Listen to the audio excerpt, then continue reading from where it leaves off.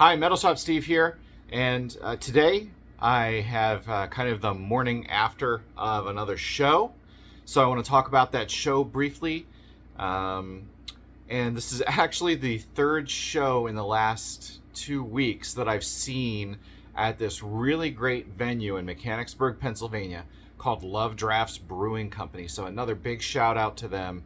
And also 717 Entertainment for putting these big shows together.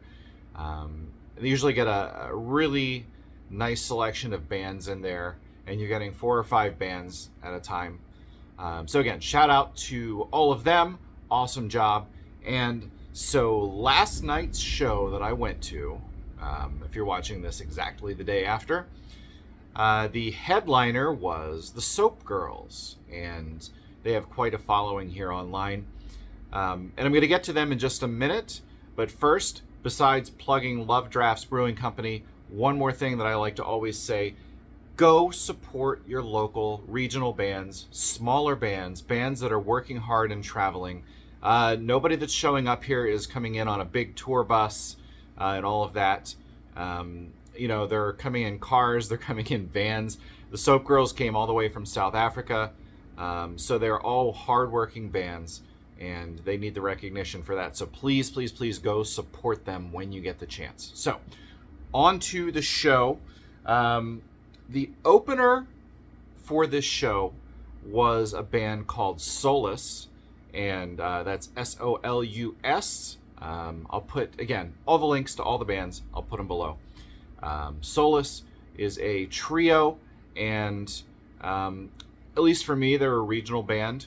They play the East Coast a lot, and this is a band that I hadn't heard prior to the show, but they were amazing. No better way to start off the night than with a band like this. I actually started chatting with the singer right before they went on stage, and then the guys all hung around after the show and supported all the other bands.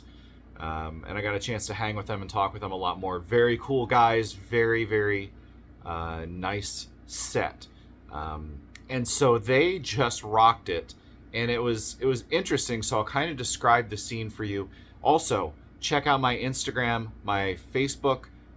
Photos from the events are there, so you're not going to get them here in this video, because I don't like to take video during shows anymore. I just don't. You run into copyright stuff with that, even though I don't know, the record companies don't get it. I'm not here to profit off of your bands. I'm here to promote your bands. I'm here to share. So record companies kind of suck it on that one. But anyway, I'm not doing live show clips anymore. So pictures, lots and lots of pictures from the shows. Find them on Instagram and Facebook. Anyway, so I'll set the scene for you here. The lead singer in kind of this almost like a vest that you'd find underneath a suit. Very clean-cut, dapper-looking guy. And then you have the bass player, who looks like a true metalhead. And then the drummer, again, looks like a rock guy.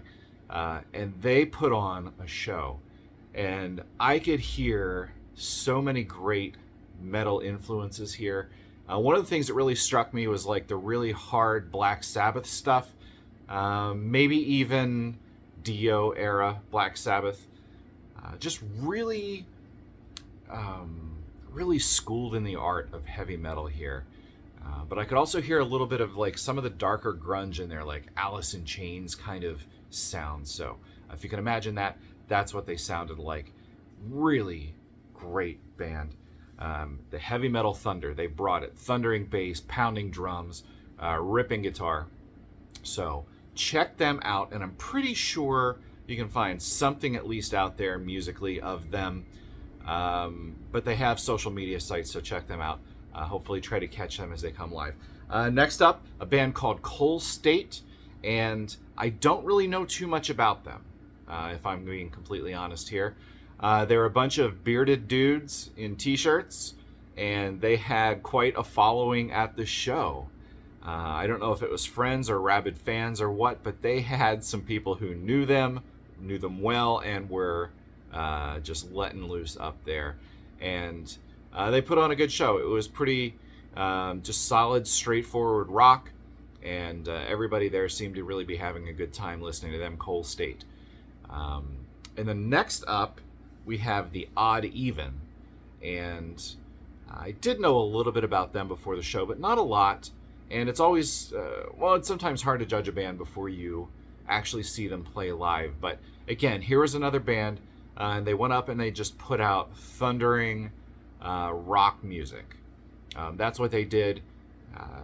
And they are, again, I believe, kind of another band that's pretty local to the scene here. And I know that they have at least one album out on Spotify if you want to go check that out. But they are, I don't know a great way to describe it. It was just really solid rock, solid metal type of music. I'd put them there in the hard rock category. I hate to try to categorize people all the time, but that's where I'd put them. Very interactive with the crowd. Just some really solid, great guys. One of the things that I really liked about this show, I love the guitarist. Sorry, I don't really have too much more information than that, but the guitarist, great guitar tone. I just really loved the guitar work on that one too. And that brings me to the headliner, the SoapGirls. And again, they kind of have a pretty big following online. They are sisters from South Africa, and recently I did a review on their new album, so go check that out. And we have kind of gotten to know each other a little bit here over the last couple of weeks, so expect a full interview with the SoapGirls here on my channel sometime coming up, I'd say in the next week or two. Hopefully look for that. Whenever they get a break from their busy tour schedule and have some downtime, we're going to talk again. But anyway, the SoapGirls, and it was a three-piece band here. The SoapGirls, the two sisters, are really, I don't know. When you look them up, that's what the band is. Millie on bass guitar, and me on lead guitar. And they both sing. They take turns singing, a lot of harmonies, a lot of playing off each other vocally. And before I forget, it cannot be dismissed here, their drummer for the show was, think back to the Muppets, Animal. Animal on drums. He was a beast, and I believe I told him that exact compliment after the show. He was an absolute beast on drums, and it fit the style of music they played. Now, the SoapGirls are described, if you just check it out online, they're going to call them punk. Pop punk, punk. And when you listen to the CDs, to the albums, I always say CDs because I'm still a CD guy. When you listen to the albums, punk isn't the first thing you think of. For me, again, it's like Veruca Salt, L7, Hole, those kind of bands where you've got heavier guitars, poppier harmonies, but not punk. But I finally really understand where maybe that punk comes in, and that's the attitude. The punk attitude, the show on stage, the energy, that is where the punk comes in. So, first of all, just absolutely outstanding show. They had kind of a interesting long trip to get to the show. I know there was a lot of road work and different things happening there on the road, and it took them a really long time. They showed up almost at time for them to perform, and yet they still got up there and they put on a great show. You couldn't even tell that they had that extremely crazy long car ride. They were up there with the energy, and that's probably the best way to describe it. Very energetic. So Millie on bass is known for kind of her contortionist stuff on stage. She will actually, on her feet, bend over completely backwards playing the bass. She'll play it behind her head, on her back. She'll swing it out into the crowd, do whatever she wants with it. And I have some good pictures. Again, please, especially for this one, check out my Instagram and Facebook, and you'll see what I mean. A lot of great pictures from the show there. And then balancing that out on the other side, her sister, who's playing lead guitar and singing, she doesn't do all of that kind of stuff, but she is constantly bouncing. She is bouncing up and down the whole time, Big, beautiful smile on her face, kind of bobbing her head, making lots of eye contact with the crowd. They both do that actually really well. A lot of crowd connection. Really amazing crowd connection. And in fact, at one point, Millie actually came down off the stage during one song and was just hanging out with us while she was singing. So very cool there. You can tell this is a band that really appreciates and loves their fans and really wants to do everything they can to put on a great show. Very big feeling of love here, loving yourself, loving everybody else for who you are, who they are, and being proud of who you are. And some of the other messages they were getting across is, everybody has hard times, everybody has bad days, and you should never feel bad about feeling bad. And I think that was one of the big things that they talked about. But overall, very uplifting, very positive message.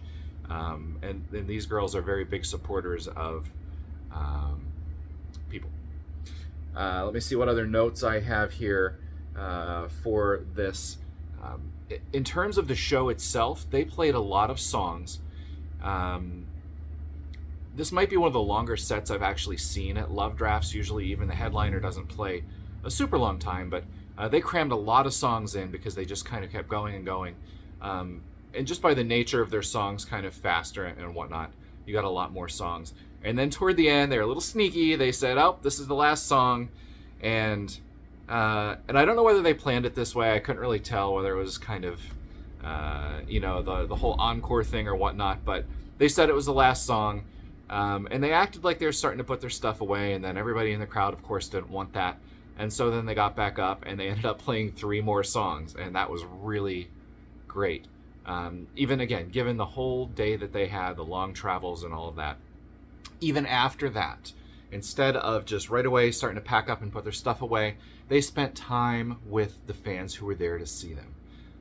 And genuine time, not just like, I'm going to put on a fake smile and pose, but like taking time to talk to each fan, take pictures with them, sign things, and just a really amazing feeling. So I have a lot of respect for this band, and don't judge other comments that you hear online because of the way they look. And this is one of the big things. They're attractive, blonde rock and rollers who don't wear a lot of clothing, but they are honestly really great people, great musicians, great entertainers. And that's part of their message is, shouldn't judge people on what they look like. Don't come up with an idea of who they are. So that's kind of it. And if you hear them talk, if you listen to them play, you get all that too. But again, just really fantastic people. So that's my review of the show. Again, check out the album review I did of the SoapGirls not that long ago. Be prepared sometime in the next couple of weeks for the interview I'm going to do with them. That should be a lot of fun. I've actually, full disclosure here, we had an interview before that didn't record. So again, I know the ladies fairly well at this point. We've done a lot of talking. And so just as soon as we get a chance to do the next interview here, you'll get to hear them for yourself, and you're going to like what you hear. So that's it. Thank you again very much. Remember, go support your local bands. Go support smaller bands. They need it, and they appreciate it. They surely do. All right. Thanks a lot. See ya.